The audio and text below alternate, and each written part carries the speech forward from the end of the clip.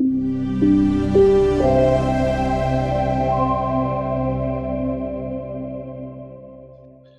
right. Hi, everyone. Hi, brothers and sisters. And today is the first day of my favorite feast of all the seven feasts. It's Sukkot. And why is that, you may ask?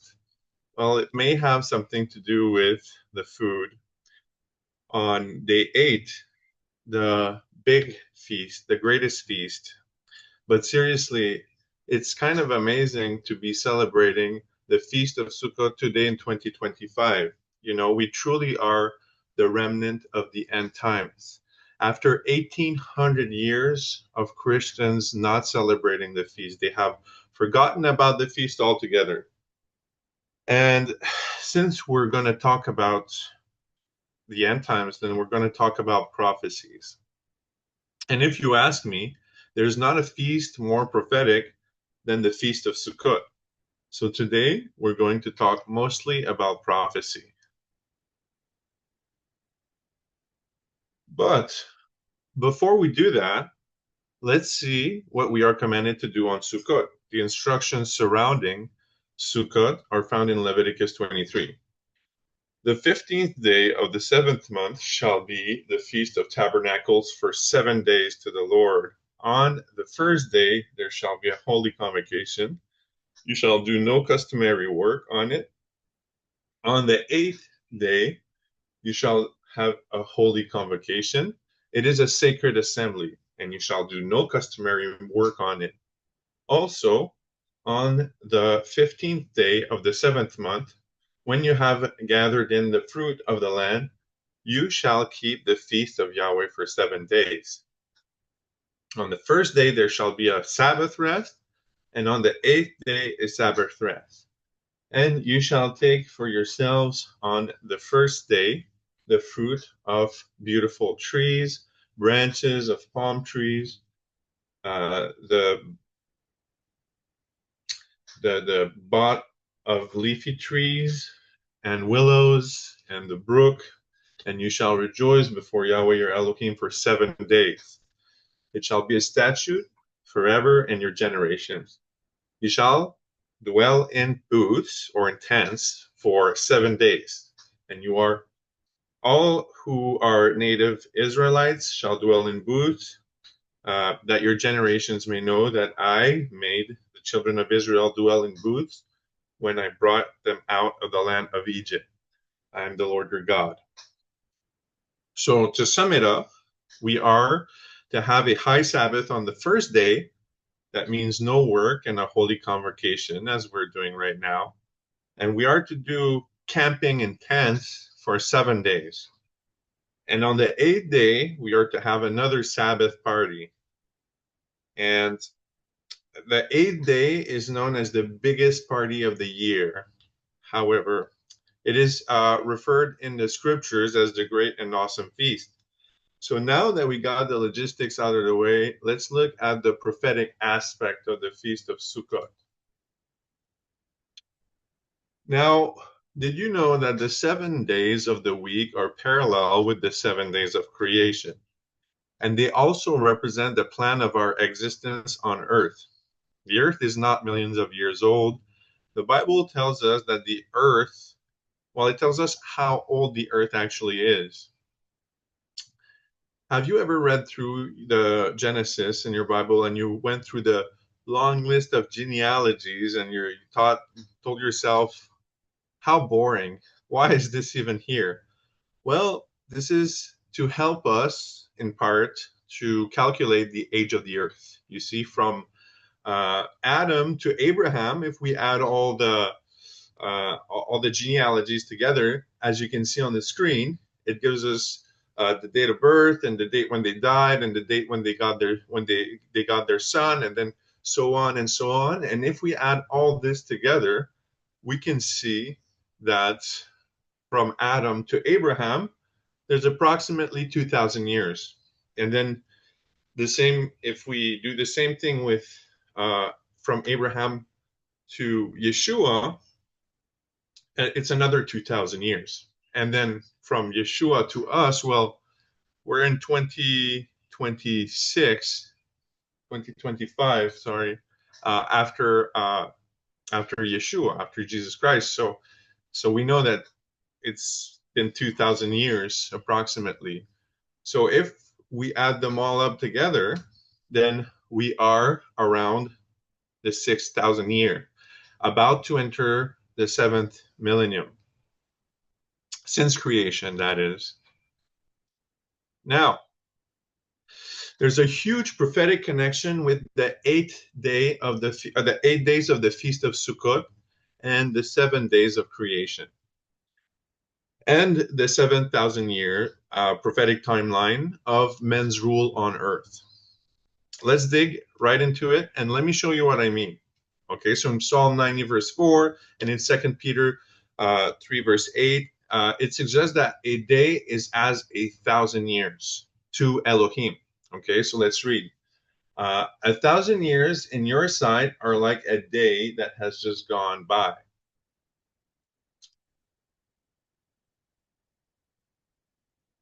Or like a watch in the night.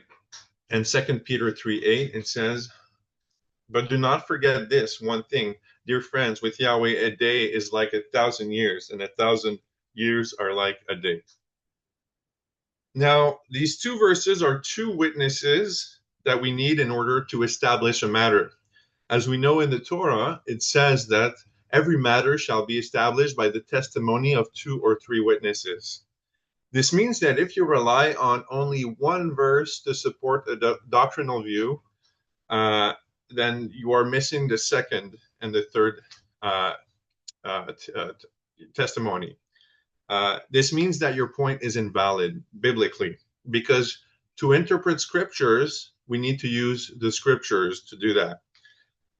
And let me show you why Peter makes this reference to one day is as 1,000 years. Okay, let's look more into it. So let's read 2 Peter 3, 3 to 8. This is where we find that analogy. It says, above all, you must understand that in the last days, scoffers will come, scoffing and following their own evil desires. They will say, where is this coming? He promised. Ever since our ancestor died, everything goes on as it has since the beginning of the creation. But they deliberately forget that long ago, by Elohim's word, the heaven came into being, and the earth was formed out of the water and by water. By these, water also, the world of that time, was deluged and destroyed. By the same word, the present heaven and the earth are reserved for fire, being kept for the day of judgment and destruction of the ungodly. But do not forget this one thing, dear friends. With Yahweh, a day is like 1,000 years, and 1,000 years like a day. All right, so Peter is addressing the scoffers, those who question why Messiah has not come back in the first century, in Peter's time. And to correct these scoffers, Peter brilliantly links the 7 days of creation to major prophetic events linked together. He makes the parallel on how in the second day of creation, the earth was made out of the waters, and how the world was destroyed by water in the second millennium, reminding us that one day is as 1,000 years. So Peter draws the parallel, showing us that the second day of creation foreshadowed what would take place in the second millennium. And this is to correct those who questioned why Messiah did not come back in the fourth millennium, or what we call the first century. So based on Peter's prophetic principle, we should expect to see major prophetic events being linked to each day of the creation week. So let's test Peter's theory. All right. In day 1, Yahweh separated the light from the darkness. Genesis 1, 3, 4. And Elohim said, let there be light, and there was light. Elohim saw the light, saw that the light was good, and he separated the light from the darkness. And based on Peter's prophetic understanding, if one day is as 1,000 years, what could be linked to light and darkness being separated in the first day or in the first millennium? Let's read in Genesis 3, 6, 7. It says, when the woman saw that the fruit of the tree was good for food and pleasing to the eyes, and also desirable for gaining wisdom, she took some and ate it. She also gave some to her husband who was with her, and he ate it. Then the eyes of both of them were opened, and they knew that they were naked. And they sewed fig leaves together and made themselves coverings. So, just as in the first day of creation, light and darkness was separated from one another, in the same way, man sinned and invited darkness in the world, and he was also separated from the light. And what happened to Adam and Eve as a result? Well, we know that the fruit of the tree of knowledge and good and evil was completely forbidden for consumption under pain of death. Genesis 2:17. But of the tree of the knowledge of good and evil you shall not eat, for in the day that you eat of it, you shall surely die. But then we see that Adam did not really die on the same day he ate the fruit. Genesis 5, verse 5. So all the days that Adam lived were 930 years, and he died. So here we can see that Adam did not actually die that same day. So do we have a contradiction? It says he would die the same day, yet he lived almost 1,000 years. Yet he did not live more than 1,000 years. So with Peter's concept of one day as 1,000 years, Adam did die that day or that same 1,000 years. Pretty interesting, isn't it? But let's continue. On day 2 of creation, Elohim separated the waters from above the firmament from the water below the firmament. And in the second millennium, as we have already seen, the world was destroyed by water. Thus, the second day of creation was also prophetically predicting the flood of Noah.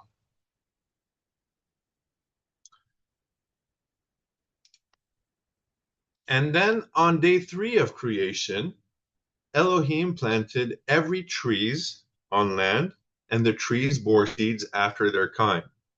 In the same way, on day 3, the third millennium, Abraham was planted into the promised land.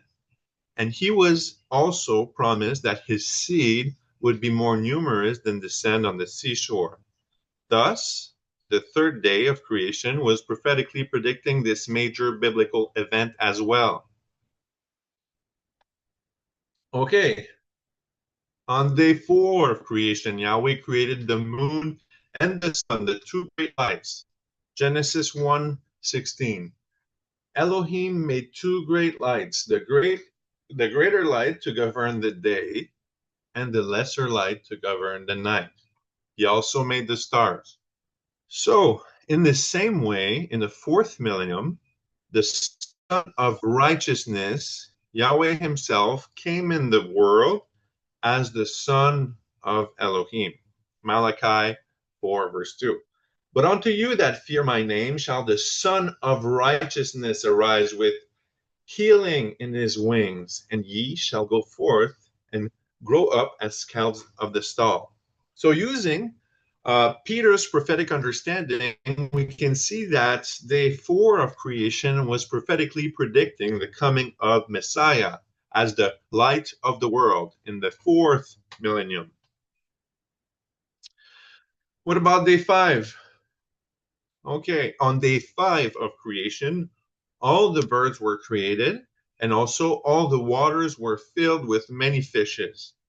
It shouldn't come as a surprise now to see a direct prophetic link between day day 5 of creation, and the 5th millennium. You see, on the 5th millennium, the disciples were sent to be fishers of men, and the world was filled with many believers. And now, now we're on day 6. We're in the 6th millennium.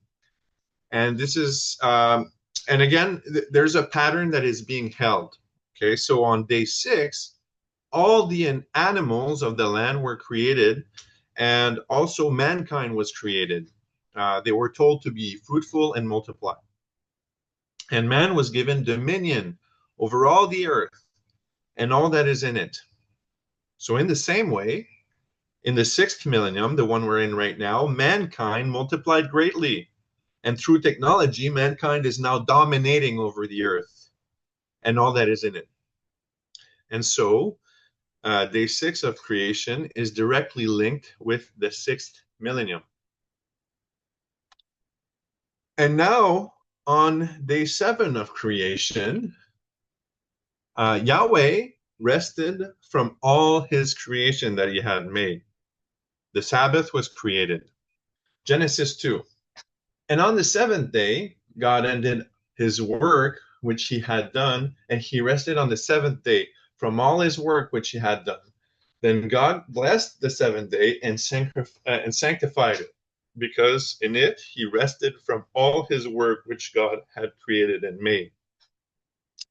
In the same way, in the 7th millennium, we know that Messiah will come to establish a Messianic kingdom on earth, and the earth will rest from Satan's rule over the earth, as he will be bound for 1,000 years. Let's read in Revelation verse 2 and 4 of the 20th chapter. It says, "He laid hold of the dragon, that serpent of old, who is the devil and Satan, and bound him for 1,000 years. They, the saints, came to life and reigned with Christ for 1,000 years." So here again, we can see that the 7th day of creation was directly linked with the Sabbath rest that is to come, also called the millennial kingdom, the 7,000 year. The prophetic timeline was given to us from the very beginning, as you can see. Let's read in Isaiah 46, 9 to 10. It says, "Remember the former things of old, for I am Elohim, and there is no other. I am Elohim, and there is none like me, declaring the end from the beginning, and from ancient times things that are not yet done, saying, my counsel shall stand, and I will do all my pleasures." So in the prophetic timeline, we can see that all the days of creation represented a major event. And also in the Feast of Sukkot, we see the same pattern being held. Okay, let me show you what I mean. Let's read the key passage about the Feast of Sukkot once again in Leviticus 23. Okay, so it says, Yahweh spoke to Moses, saying, "Speak to the children of Israel, saying, on the 15th day of the 7th month shall be a Feast of Tabernacles for 7 days to Yahweh. On the first day there shall be a holy convocation. You shall do no customary work on it. For 7 days you shall offer an offering made by fire to Yahweh. On the 8th day you shall have a holy convocation, and you shall offer offering made by fire to Yahweh. It is a sacred assembly, and you shall do no customary work on it. You shall dwell in booths for 7 days. All who are native Israelites shall dwell in booths, that your generation may know that I made the children of Israel dwell in booths when I brought them out of the land of Egypt. I am Yahweh, your Elohim." So here we can see that we are commanded to keep the feast for 7 days. And interestingly, also, there is an 8th day added onto the 7 days, but yet it is separate from the first 7 days of the feast. Knowing that Yahweh declares the end from the beginning, as we just read, we should inspect what he is trying to teach us with this feast or this pattern. As I said before, the Feast of Sukkot is probably the most significant feast of all them on a prophetic scale, that is. As we are commanded to keep the feast 7 days, and then separately an 8 days being added, not only that, but the 8th day was recognized as being the greatest feast of all feasts of Yahweh. In John 7, we can read, on the last day, that great day of the feast, Yeshua stood and cried out, saying, if anyone thirsts, let him come to me and drink. So, as we have seen, every day of creation represented a major biblical event. And here in the Feast of Sukkot, we are given an 8th day. So then we need to look at what does it represent biblically. What happens on the 8th millennium? What happens after the 7th millennium, the Messianic kingdom? Well, let's look in Revelation 21, verse 2. It says, and I saw the holy city, the new Jerusalem, coming down out of heaven from Elohim, prepared as a bride adorned for her husband. So the new Jerusalem comes down on day 8 in the 8th millennium. The eternal kingdom begins, if you will. How is that linked to the Feast of Sukkot? Well, as you might know, Sukkot means tent or tents. And this is where we dwell on the Feast of Sukkot, inside tents. And another word for tent is tabernacle. Let's read in Revelation 21, verse 3, the next verse. And I heard a loud voice from heaven saying, behold, the tabernacle of Eloah is with men, and he will dwell with them, and they shall be his people. Eloah himself will be with them and be their El.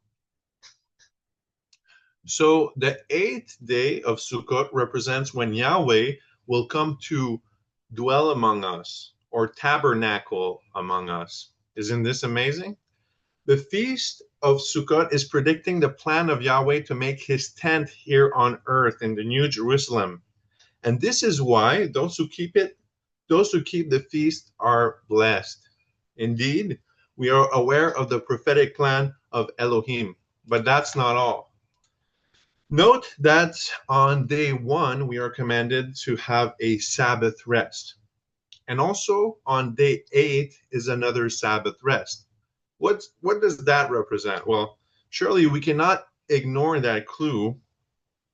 This represents how in day 1, in the garden, before sin came in the world, Elohim was in perfect harmony with man as he walked in the garden with Adam and Eve.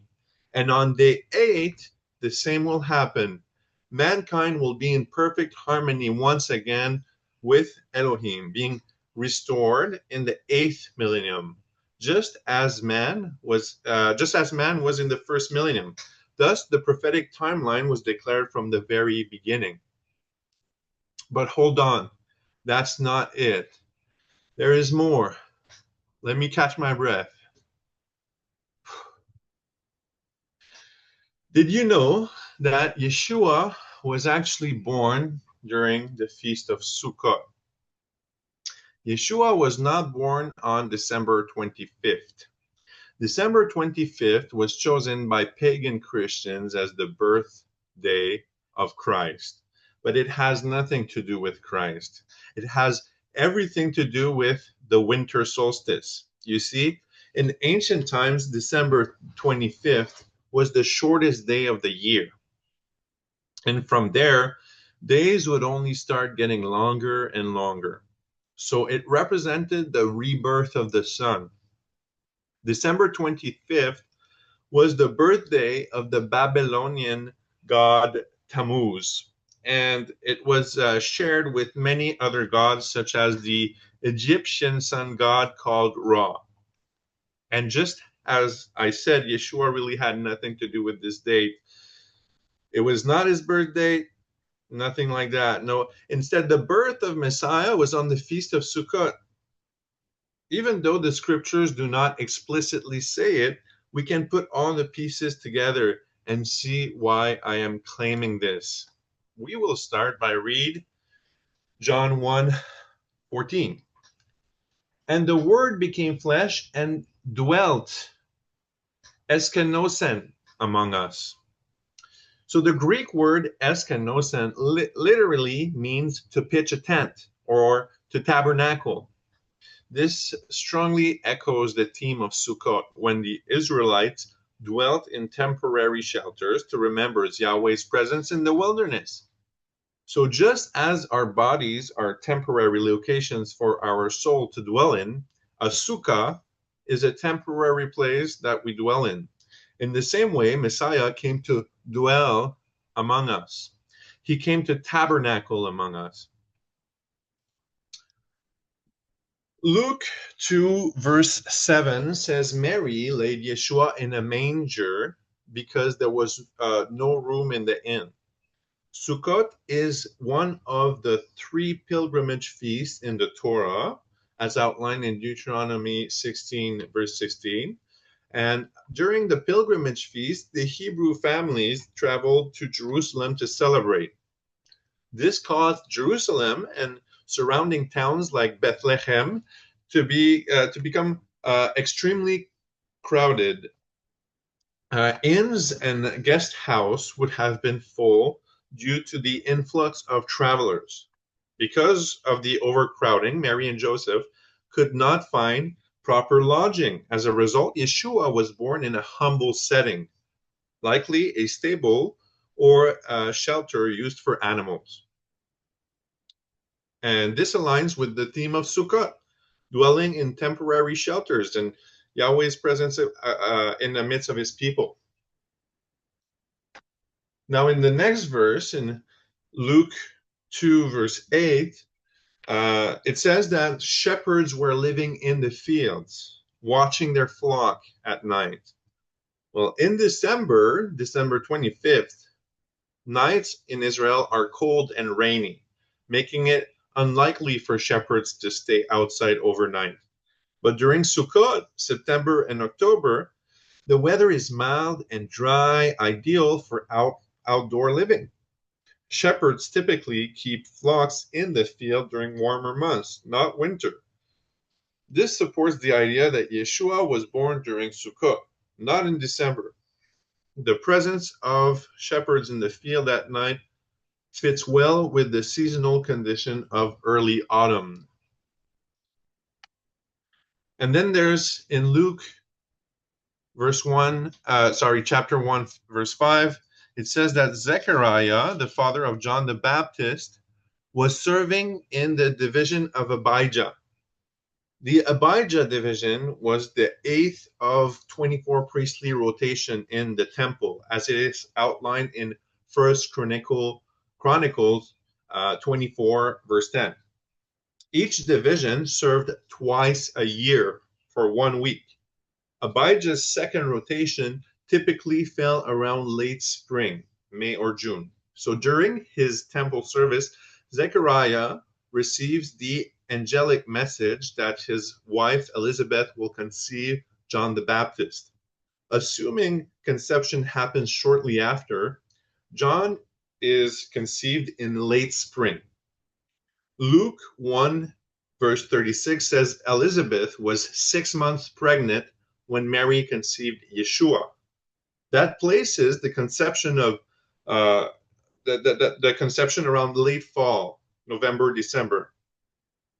A normal pregnancy would place Yeshua's birth 9 months later, around September and October.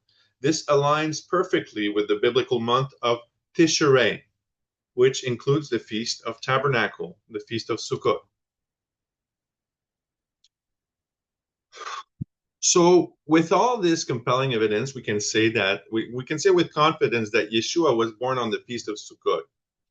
Every major prophetic aspect of Yeshua's life was done exactly on a biblical feast. So this makes sense. For example, we know that Yeshua was crucified on Passover. That's no secret. And he was put in the tomb on the first day of unleavened bread. He resurrected on the Feast of First Fruit. And the Holy Spirit came down on the Feast of Shavuot. So with this in mind, not only do we have strong evidence to support it, but it only makes sense that Yeshua was born on one of the days of the Feast of Sukkot. So the next question is, Now that we know the week, we need to know the day. Well, the Bible does say that we cannot know the day or the hour, but I don't think that the Bible was talking about that day, his birthday. So let's give it a try, okay? And if you recall the 1 day is a 1,000 year principle of Peter that we saw earlier, then using this method, we established that the fourth day of creation predicted the millennium where the Messiah came in the world. Well, then using this principle, I do not think that it is too much of a stretch to say that the Messiah was born on the fourth day of the Feast of Sukkot, because the Messiah came in the world in the fourth millennium. Okay, but that's just my guess. Don't quote me on this. Now, as we have seen, the Feast of Sukkot is probably the most prophetic feast of all 7 feasts. Not only that, but also it is the last of the 7 feasts. So we could say that Yahweh is saving the best for last. And as this feast is the most prophetic feast of all 7 feasts, it's only fitting that this feast is the only one of all 7 feasts that has its own prophecy for the millennial kingdom, ironically. And where is it even mentioned? It's mentioned by name in Zechariah 14. Oh. Zechariah 14:16. Then the survivors from all the nations that have attacked Jerusalem will go up year after year to worship the King Yahweh Almighty and to celebrate the Feast of Tabernacles. So in Yahweh's millennial kingdom, we can see that all the nations will go up to worship Yahweh and to celebrate the Feast of Sukkot. And the Feast of Sukkot is so important that it is also the only feast where there is a punishment for not observing it in the millennial kingdom. Look in the very next verse, Zechariah 14:17. If any of the peoples of the earth do not go up to Jerusalem to worship the King Yahweh Almighty, they will have no rain. Okay, so Sukkot is also called the Feast of Ingatherings, marking the end of the harvest. So if we do not come to give thanks to the one who is responsible for giving us our harvest, the logical consequence is that we will not have a harvest for the next year. It is also a foreshadow of the spiritual harvest. As we have already seen earlier, the New Jerusalem comes down on the start of the 8th millennium, right after the Messianic kingdom. This is the 7th millennium. And only those who enter the New Jerusalem will be sheltered from the fire that will destroy the old heaven and the old earth. Let's read in 2 Peter 3:10. But the day of the Lord will come as a thief in the night, in which the heavens will pass away with a great noise, and the elements will melt with fervent heat. Both the earth and the works that are in it will be burned up.